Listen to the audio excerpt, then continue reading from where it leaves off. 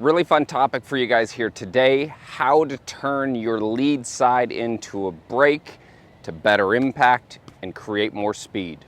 Let's dive into it.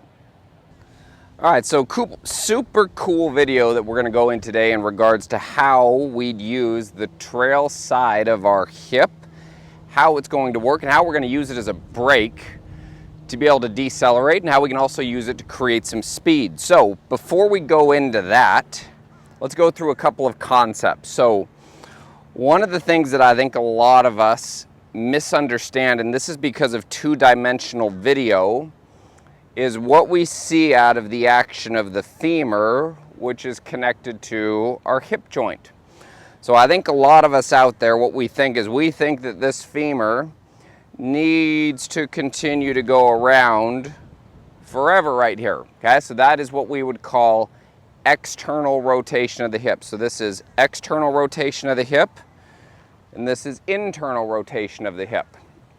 So what I've seen recently out of quite a few lessons that I've taught, people that are trying to rotate, and rotation is good, this isn't a bad thing, so I'm not going to say that this is a bad thing, but what I've seen out of a lot of people, if we actually go into their footwork and how the femur works and then how this gets the hip to work, is they get up here and they actually start to twist their heel back closer to the center of their body away from the target.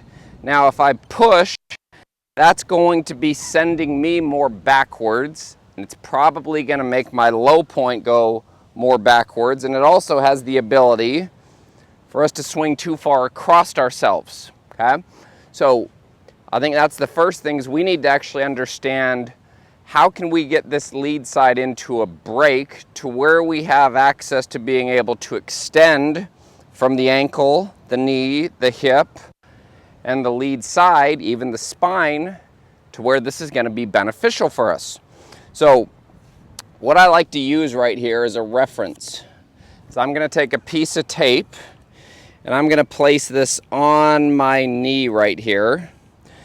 And what we're going to use is we're going to use my belt buckle and my knee as a relationship for where we would see the center of the pelvis working in relation to where the femur is working. This is going to help us out in regards to understanding internal rotation and external rotation, which can at times be very difficult on video for us to actually see.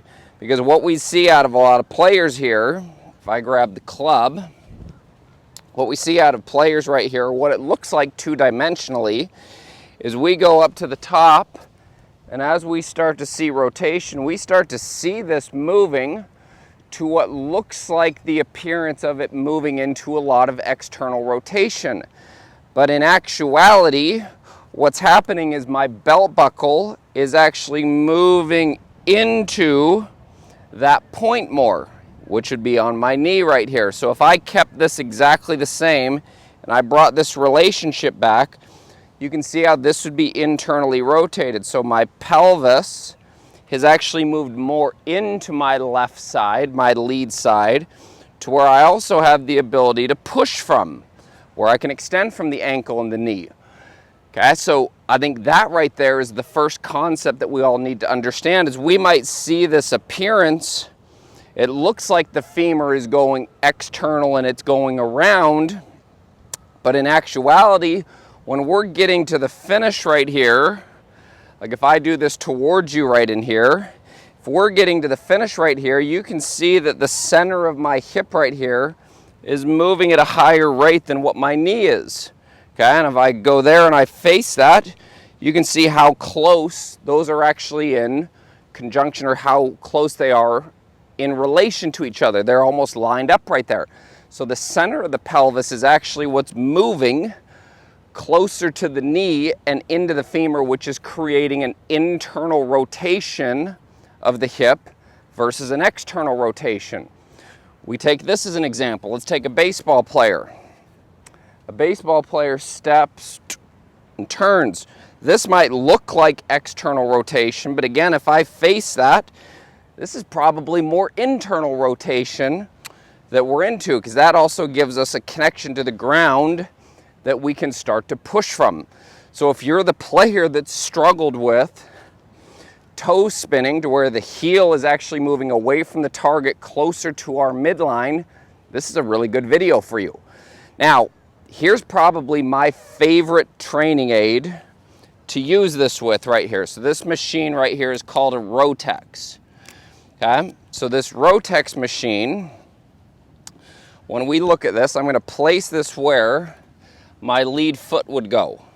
By far one of the coolest ways in regards to being able to feel the differences in internal and external rotation. So if I stand on this, you can see this has the ability to twist right here.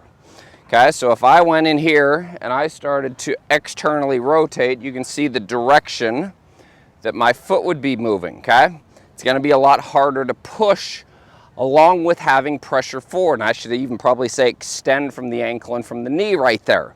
Okay, which would be our push.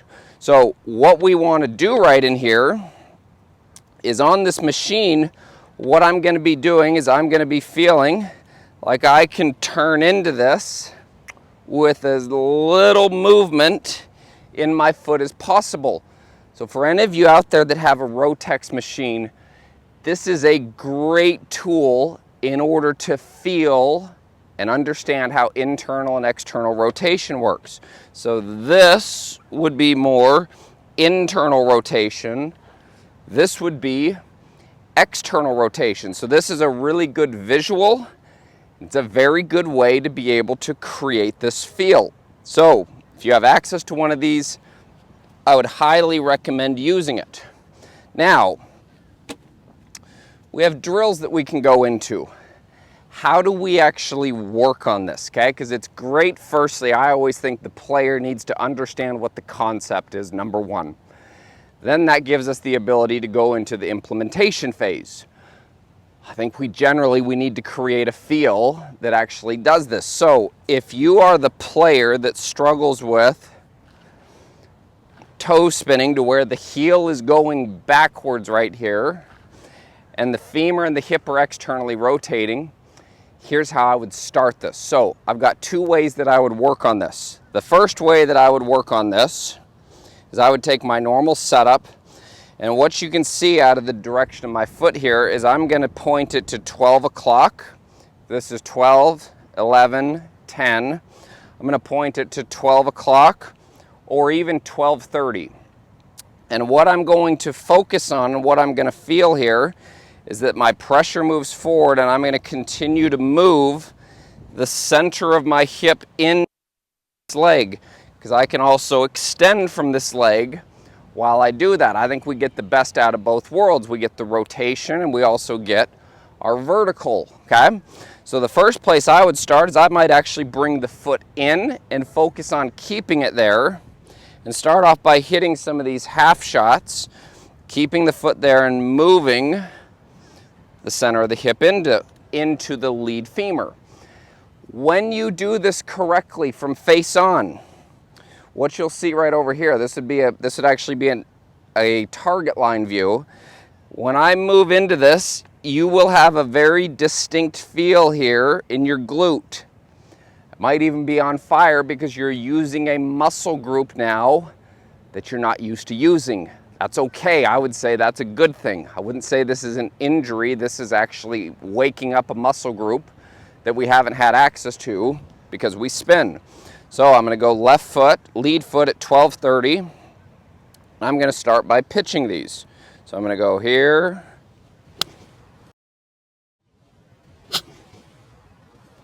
And so you can see how the center of my hip has moved into my lead femur right there. Very, very good way to create that feel there. Now, that would be the first place. Stay on that until you have the ability to create that distinct feel there in the glute, and you can feel how the center of the pelvis is actually worked closer to your lead femur versus that just spinning away from it. Now, when we go into actual movements here, it's great to be able to do it with a half shot. Now, what can we do as a drill and how can we create a feel with a longer motion? So what I will actually do at times with players that struggle with this is I'll have them pick the heel up and plant the heel closer to the target. So we're still getting pressure forward. We can still turn the center of the pelvis into this, and I can still push from here. Again, it's about understanding what the feel of the new movement is.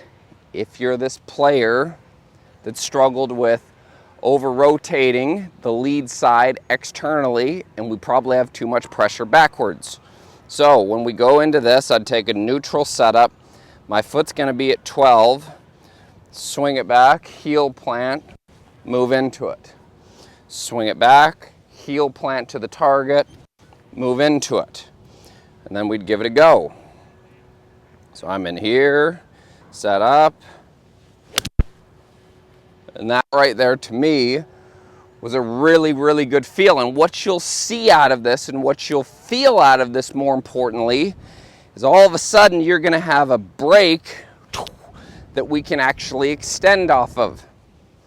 There's no break right here for me to extend off of. Very good way to increase speed, get the lead side to break faster, and it's probably gonna give us the ability to also move the club a little bit quicker. So it's breaking at the right time. It's setting up our rotation from internal and external.